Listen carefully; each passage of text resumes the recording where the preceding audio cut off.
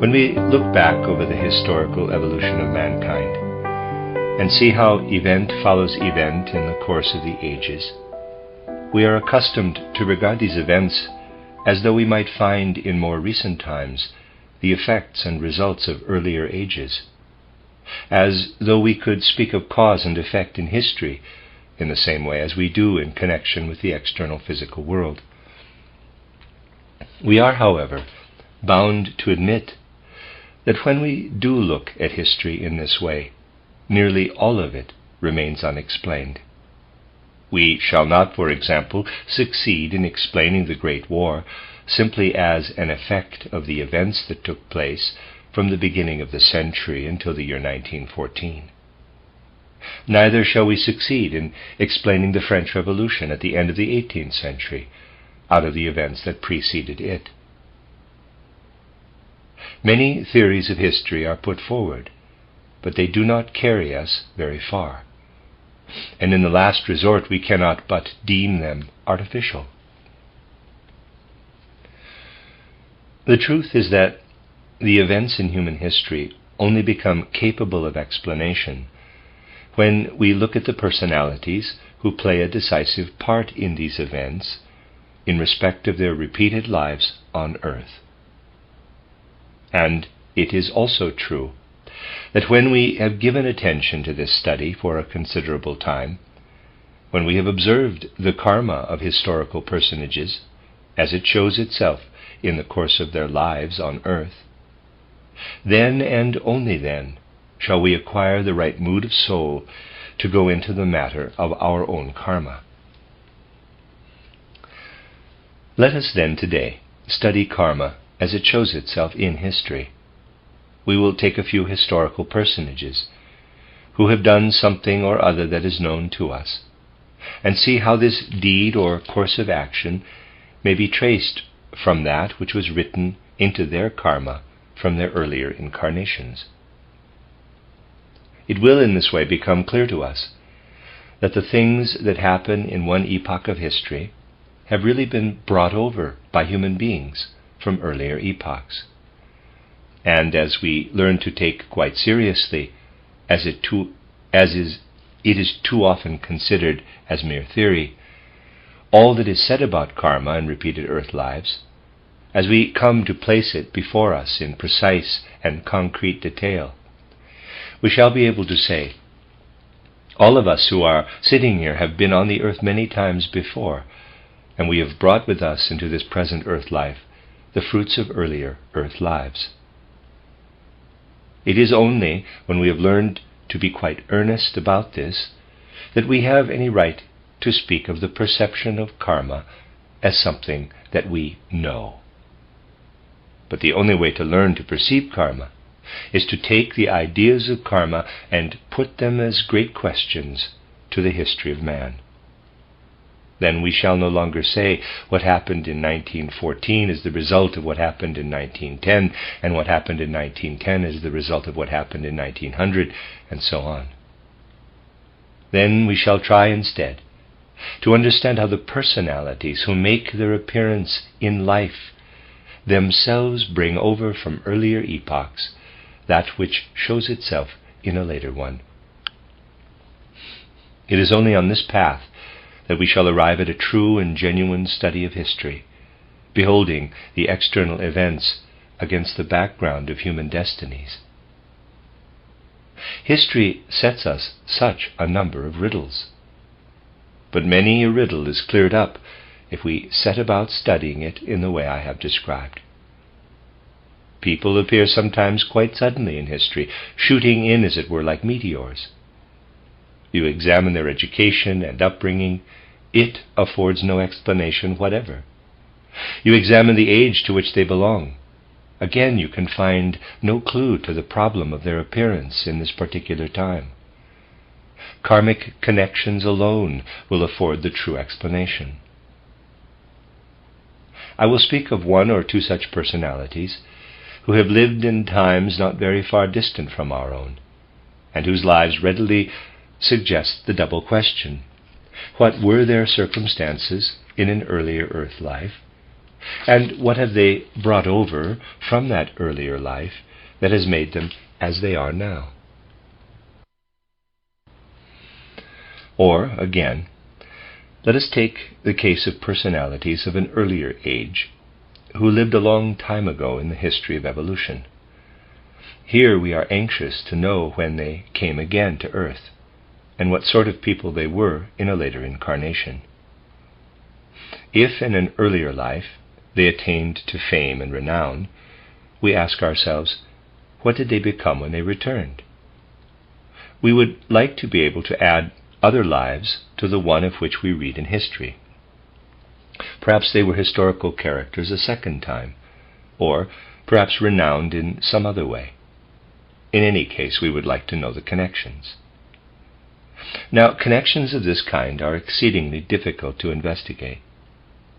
Let me begin by giving you an idea of how, when we want to research into karmic connections, we have to look at the whole human being, and not merely at what often strikes us at first sight as being particularly characteristic.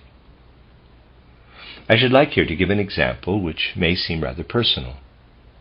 I once had a geometry teacher whom I loved dearly. It was not difficult for me to love him because during my boyhood I was exceedingly fond of geometry. But this teacher was really quite unusual. He had a peculiar talent for geometry that fascinated me, although people who are never deeply impressed by other human beings might have thought him dry and uninteresting. Notwithstanding this somewhat prosaic nature, however, he was a man whose influence could have a strongly artistic effect upon one.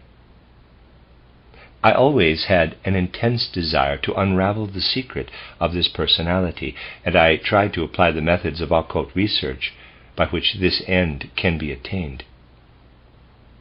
I spoke in Torquay, and will only now repeat in brief of how, if one progresses in the development of the occult forces of the soul, in the way I described in the lecture here a year ago, and reaches the stage of empty consciousness, and if then this empty consciousness becomes filled with what resounds from the spiritual world, it is possible, if one adds to this experience such things as I spoke of in this morning's lecture, to have impressions, intuitions that are as exact as a mathematical truth, and point from certain phenomena in the present life of an individual to an earlier life.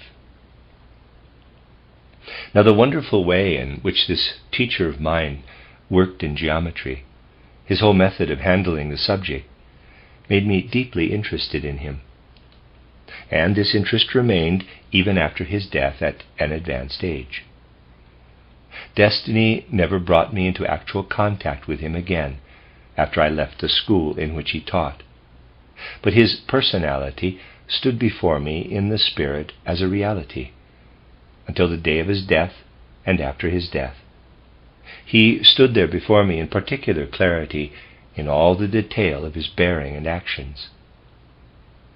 Now, what made it possible for me to receive out of his present life an intuition of his previous earth life, or at any rate the previous earth life of importance for him, was the fact that he had a club foot. One leg was shorter than the other. When we remember that in the transition from one earth life to another, what was head organization in the previous life becomes foot or limb organization, and what was foot or limb organization becomes head organization, then we shall readily understand that a bodily trait of this kind may have a certain significance, inasmuch as the life of the individual stretches across repeated earthly existences. This clubfoot enabled me to trace the individuality of my geometry teacher back into the past. He was not a man of any renown, but he was a person who made upon me, at any rate, and upon others too, a deep and lasting impression. He had an extraordinarily strong influence upon many lives, and I was able to discover, starting from the fact of his clubfoot, that a study of his personality led one back to the very same place in history where one has to look for Lord Byron. Now, Lord Byron, too, had a club foot. This is an external physical characteristic. But what is external and bodily in one life is, in another, a quality of soul and spirit.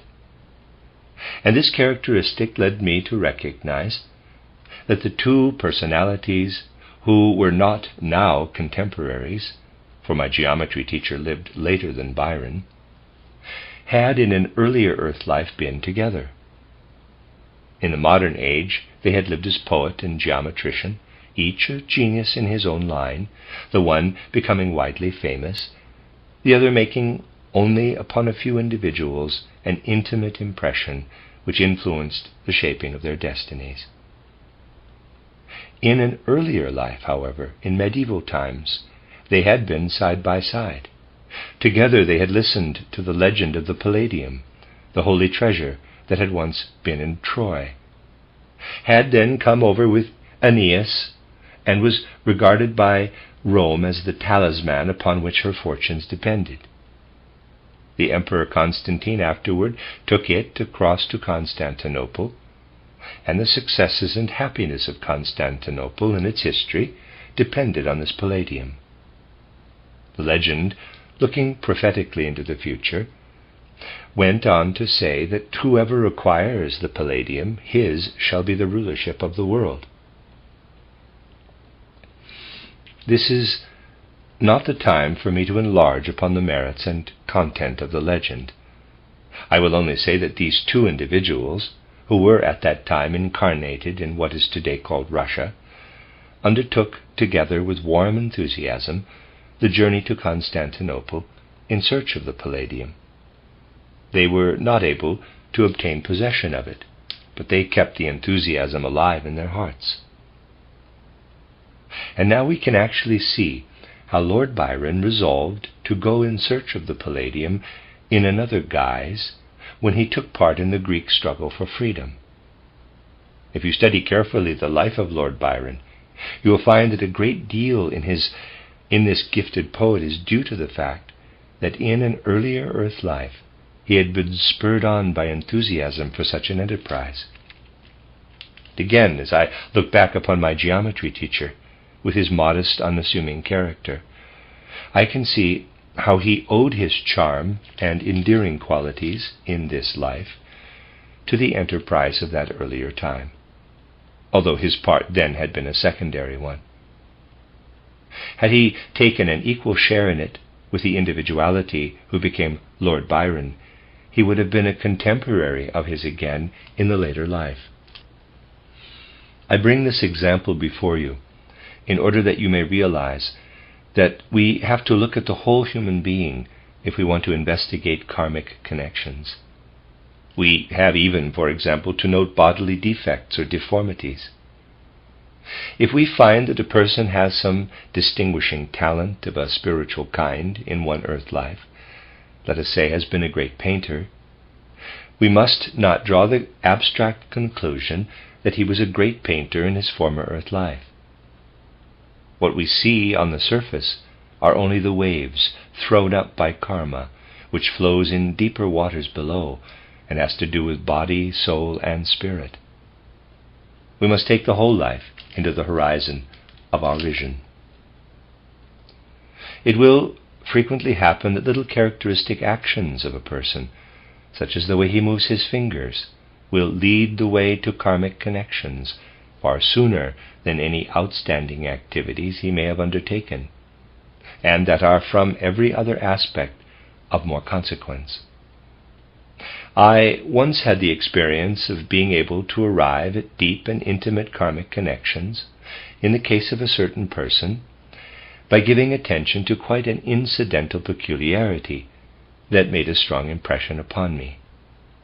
He used to give lessons in a school, and on every occasion, before beginning his lesson, he took out his pocket handkerchief and blew his nose. He never, by any chance, began to teach without doing this. It was a deeply rooted characteristic in him.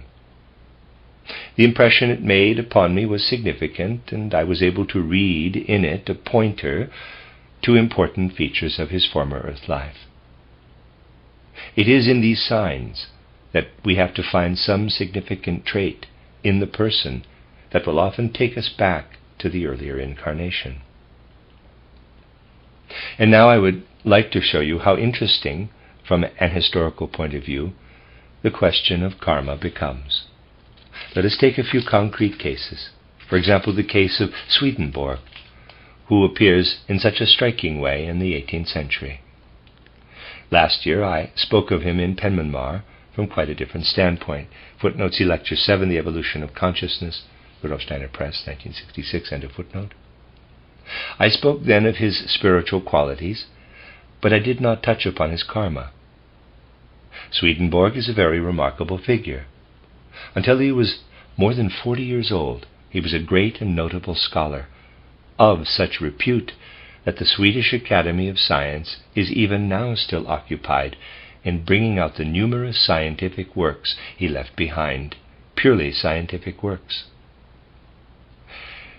When we know that Arrhenius, for example, has concerned himself with their publication, we shall conclude that they must be unspiritual in the very highest degree. Otherwise, Arrhenius would scarcely interest himself in them. Nobody could say that up to his 40th year, Swedenborg had anything whatever to do with spiritual matters in his knowledge and learning. Then, all of a sudden, he began, as the scientists put it, to go crazy, to give out imposing and magnificent descriptions of the spiritual world as he had seen it. It was something entirely new in Swedenborg's life, shooting in like a comet. We ask ourselves, what can there have been in an earlier earth life to produce such a result? Or, again, take a personality like Voltaire. I am choosing a few great personalities whose lives leave us with unanswered questions. Voltaire is one who may be called an absolutely incommensurable person.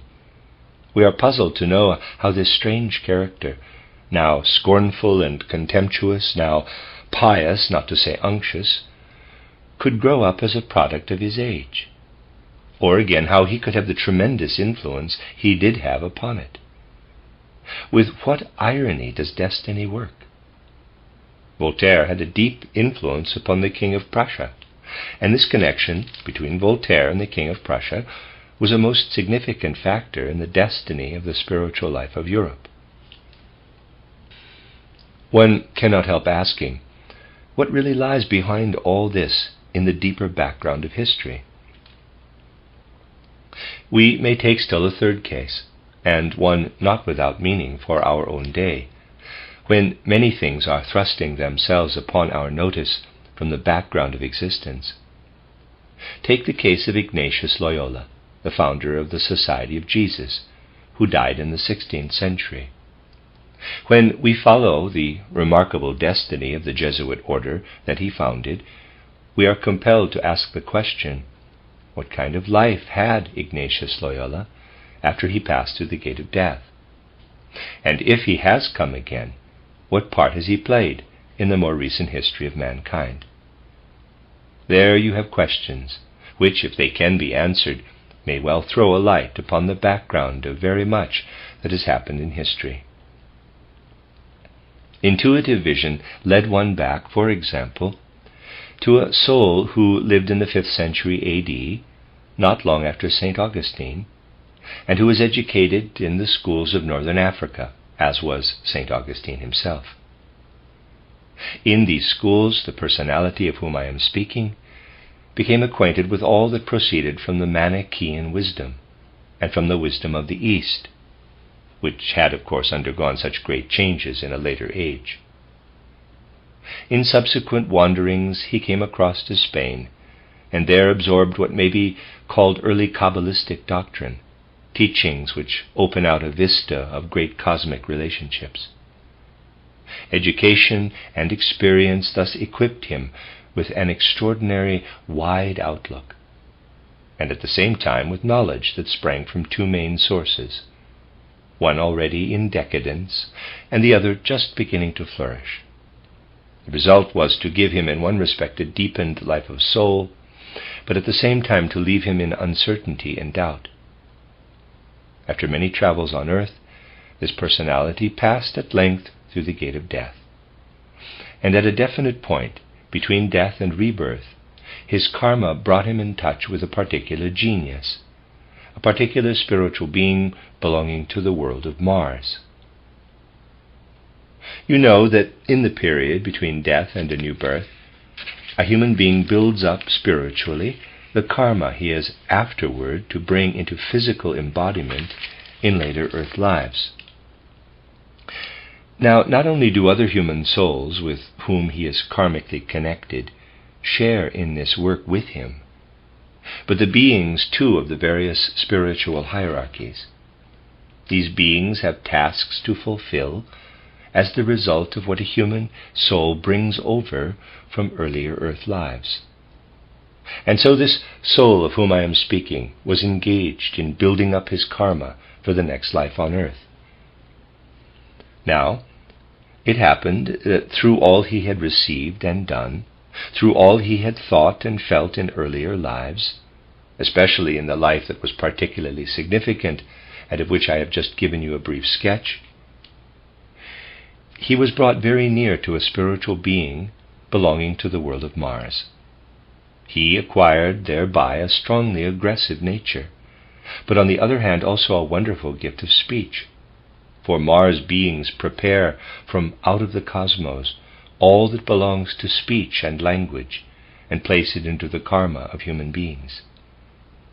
Wherever artistic skill and fluency in speech show themselves in the karma of a human being, these are to be traced to the fact that his karmic experiences have brought him into the vicinity of Mars beings.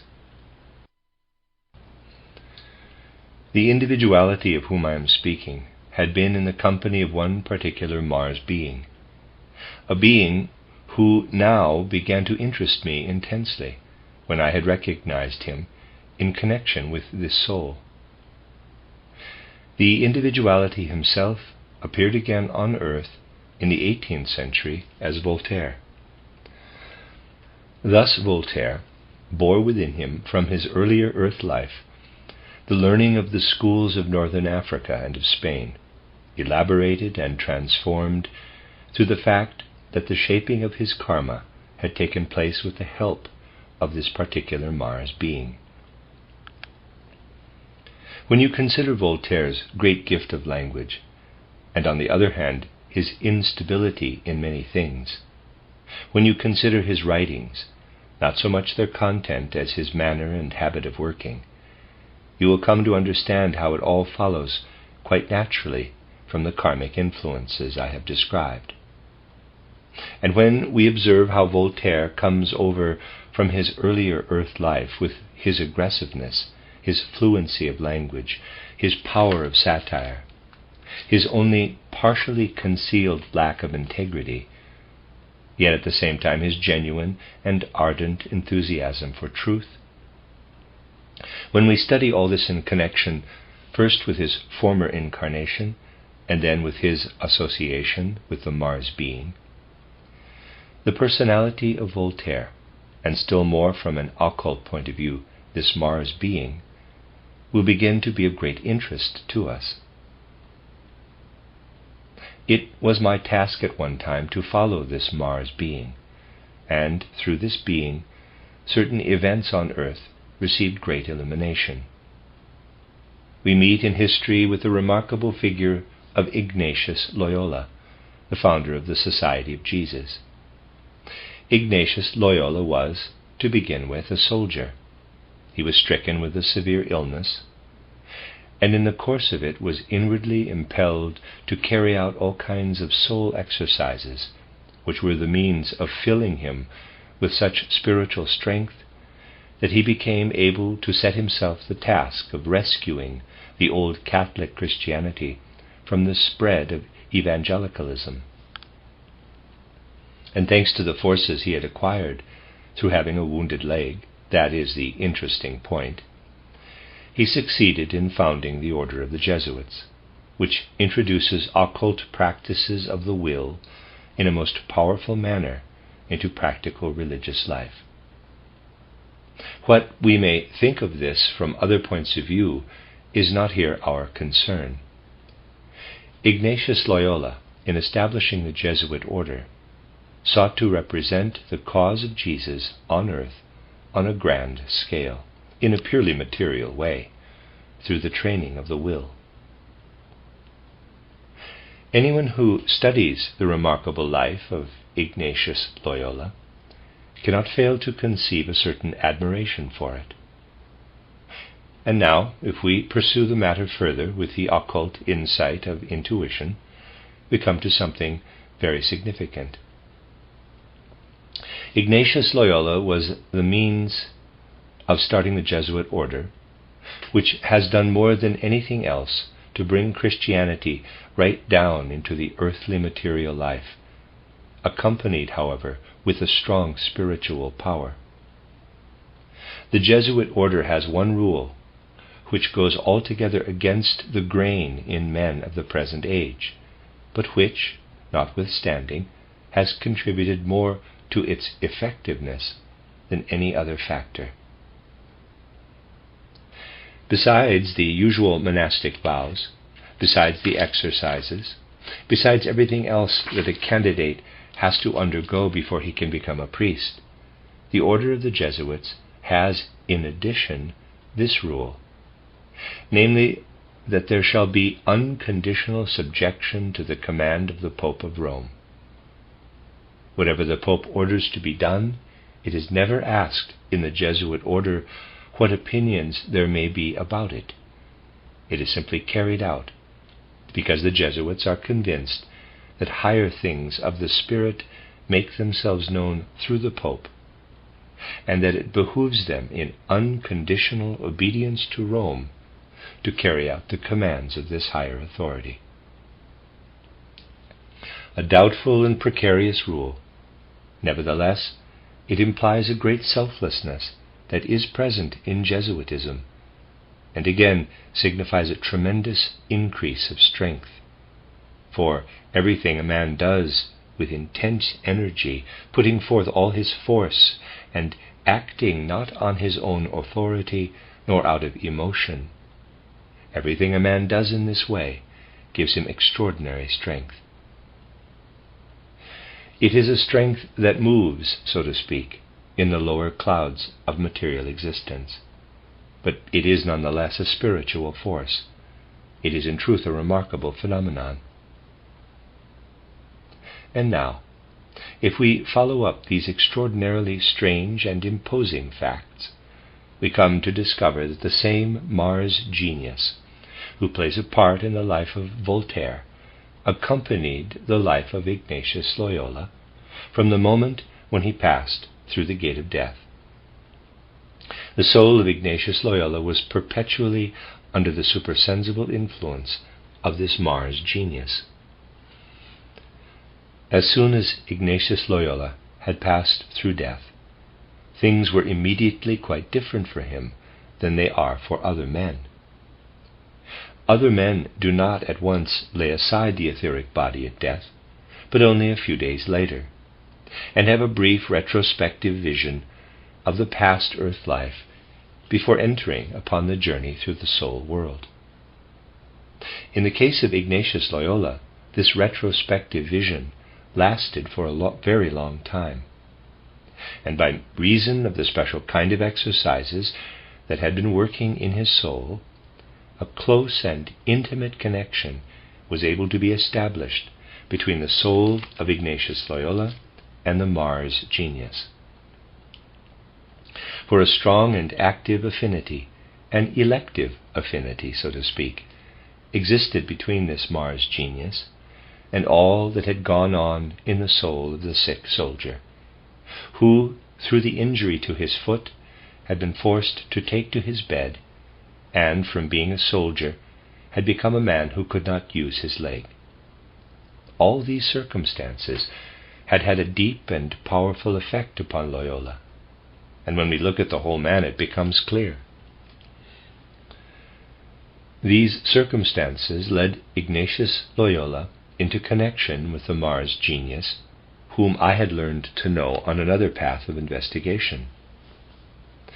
And what took shape through this connection made it possible for Ignatius Loyola to have this significant retrospect of his life, which continued on and on for a long time, whereas in the ordinary way it lasts for only a few days after death. Loyola was able thereby to establish a retrospective connection, as it were, with those who came after him in the Jesuit order. He remained united with his order in the retrospect of his own life. To this connection with its founder are due the forces that held the order together, the forces that determined its strange and abnormal destiny, and can be seen in its subjection in unquestioning obedience to the Pope, in spite of the repeal of this rule by the Pope himself, and in spite of the persecutions that went on. But on the other hand, all the things that the Jesuits themselves accomplished in the world are to be traced to the singular connection of which I have spoken. Now, this example, if we follow it further, can shed a wonderful light over certain historical events and connections. After Ignatius Loyola's death, his soul remained always in the vicinity of the earth, for one is near the earth so long as this retrospect lasts. Even if the retrospect is extended, it cannot last many centuries, for when it extends at all over any long period, it is quite abnormal, but abnormal things do constantly occur in the great world connections. And comparatively soon after his earth life was over, Ignatius Loyola appeared again in the soul of Emanuel Swedenborg. We have here arrived at a very astonishing fact, but it is also extremely illuminating. Think of the light it sheds upon history. The order of the Jesuits continues in existence, but the one who held it together up to a certain moment of time has become an entirely different person. He appears in the individuality of Emanuel Swedenborg. He became the spirit of Emanuel Swedenborg, and since that time the Jesuit order has been guided by altogether different impulses from those of its founder. We may frequently see in history how in the course of karma the founder of some undertaking or movement, or the persons who are deeply united with it, become separated from the movement they have founded, and the movement passes over to quite other forces. So we learn how little meaning there is, from an historical point of view, to trace back the Jesuit order to Ignatius Loyola. External history does so. Inner knowledge can never do so, for it sees how the individualities separate themselves from their movements. In its external course, many a phenomenon in history is traced back to this or that founder. If, however, we come to know the later earth life of the founder of some undertaking, we may find that he has long ago separated himself from it. A great deal of what is set down as history simply loses all meaning when we are able and ready to face the occult facts that stand behind the evolution of karma. That is one thing that emerges. The other is as follows. The soul of Ignatius Loyola, now the soul of Swedenborg, entered an organism that had acquired its quite unusual soundness of head through the fact of the injury to the leg from which Loyola had suffered in the former life. And this soul that had remained all the time in the vicinity of the earth was not able, to begin with, to come down fully and completely into the new earthly incarnation. The body remained, up till the 40th year, a remarkably healthy body, with a sound and healthy brain, a healthy etheric body, and a healthy astral body. With these sound and healthy organizations, Swedenborg grew to be one of the greatest scholars of his time. But it was not until his early 40s when he had been through the period of the ego development and was entering on the development of the spirit self, that he came under the influence of the Mars genius of whom I have spoken. During the first 40 years of Swedenborg's life, this influence had been somewhat suppressed, but now he came directly under it, and from this time on, it is the Mars genius that speaks through Emanuel Swedenborg in all the spiritual knowledge he has of the universe. And so in Swedenborg we have a man of genius, who gives us brilliant and magnificent description of the lands of the spirits, albeit in pictures that are somewhat questionable. Thus has the mighty spiritual will of Ignatius Loyola found transformation. It is always the case that if we follow up the real and actual karmic connections, we discover, as a rule, something that startles and astounds us. The ingenious speculations one so often hears about repeated earth lives are ingenious speculations and nothing more. When investigation is really exact, the result is usually very startling. For the evolution of karma that moves forward from earth life to earth life is hidden deep, deep down below all that is experienced and lived out by man between birth and death. I wanted to give you this example in order that you may see how deeply may be hidden that which flows in karma from earth life to earth life. You have seen it in a personality who is well known to us all. Only by investigating these hidden factors shall we arrive at the true explanations. And if you now study the life of Emanuel Swedenborg, knowing the connections of which I have told you, you will find how things become clear to you, one after another. In the early years of this century, I was several times in London. On the occasion of one of these visits, I was prompted to make myself acquainted with an extraordinarily significant personality, to begin with, simply in his writings. And as in those days there were rather longer intervals between the journeys than there are now, I obtained from the Theosophical Library the books he had written, the books, that is to say, of Laurence Oliphant.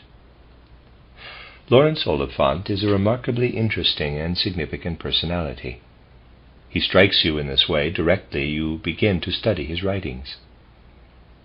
These books deal with the similarities to be found in different religions, with spiritual religions and so forth.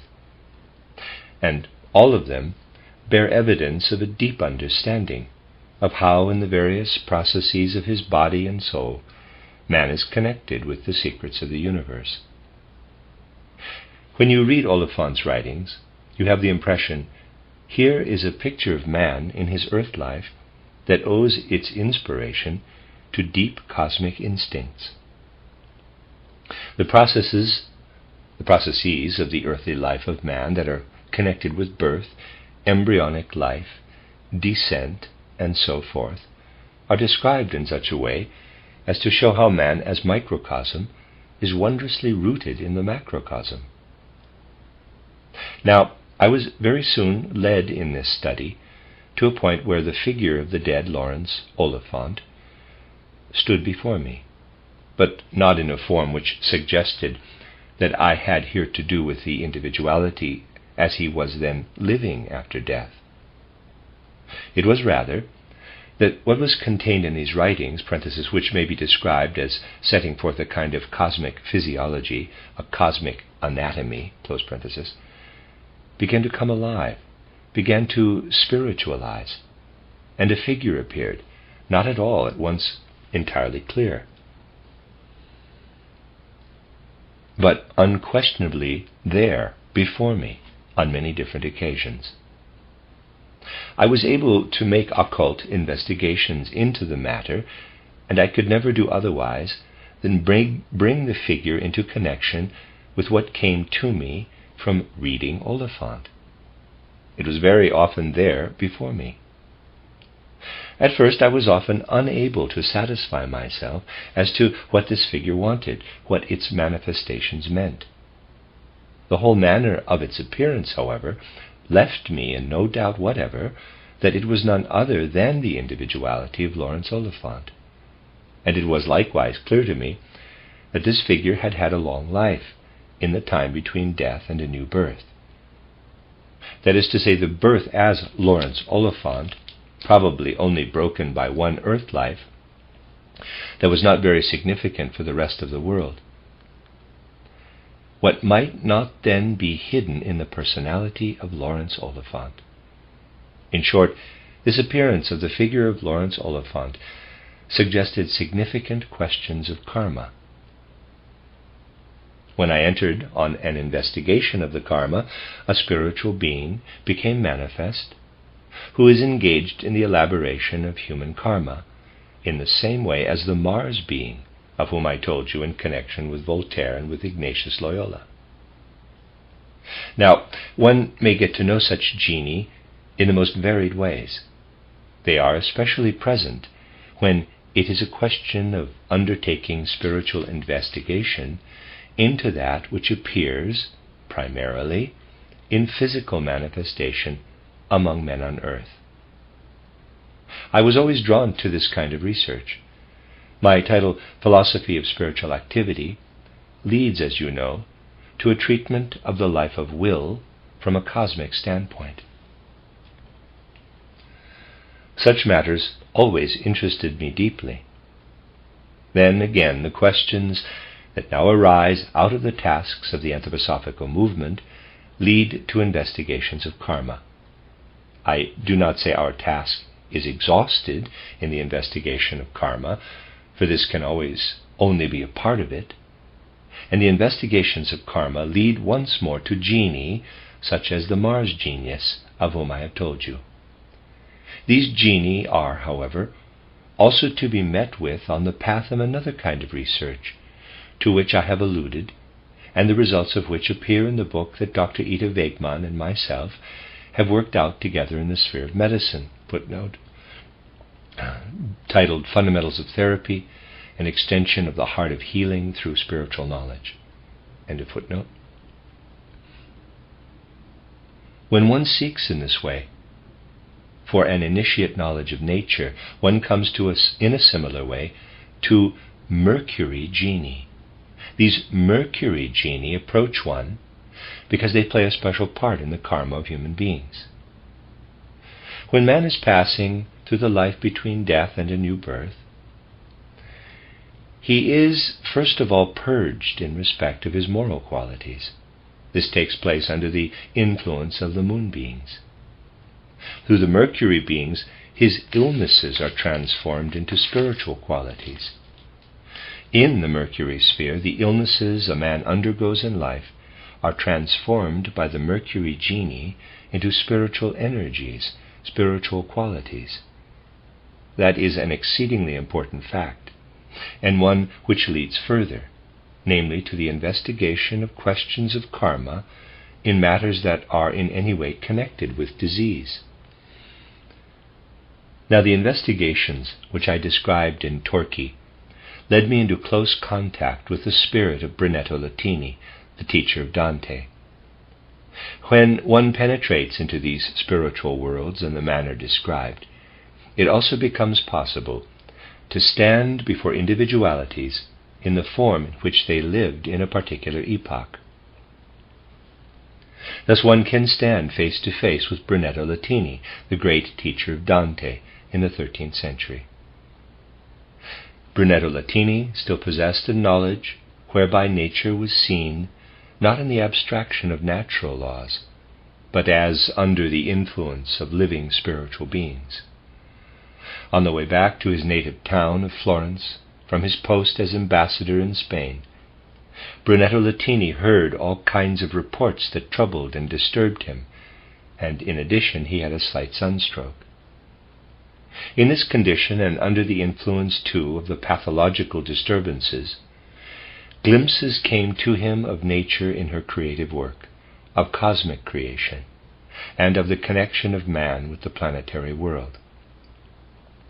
What he was able to see was wonderful and sublime, and no more than a shadow picture of it subsequently found its way into the great work of Dante, the Divine Comedy. But now, if we follow this Brunetto Latini, we find that in a critical moment, when the knowledge was like to suffocate him, when it seemed to him that he might go astray from true knowledge and fall into error, in this critical moment, Ovid became his guide. Ovid, the Roman author of the Metamorphoses, which contain such wonderful visions of the old Greek age, though expressed in the prosaic, characteristically Roman style. And so we meet the individuality of Ovid together with Brunetto Latini. If we have a true grasp of the connection, we can see Brunetto Latini in the pre-Dante time, actually together with Ovid. Ovid is with him. And now, precisely in connection with the scientific medical researches of which I was speaking, Ovid revealed himself as Laurence Oliphant. The long life since the Ovid time, passing but once to earth again in the interval, and then as a woman, in an incarnation that had little significance for the world outside, came at length to this fulfillment. The content of the soul is transplanted into modern times, and Ovid appears again as Laurence Oliphant. Nor is it Brunetto Latini alone, but other personalities too of the Middle Ages, who assert that Ovid was their guide. At first it sounds like a tradition that simply gets carried on. In reality, Ovid was the guide in the spiritual world for many initiates, appearing again as Laurence Oliphant, with his sublime treatment of physiology and pathology. This connection between Laurence Oliphant and Ovid is of most far-reaching import, and is one of the most illuminating examples one could possibly find.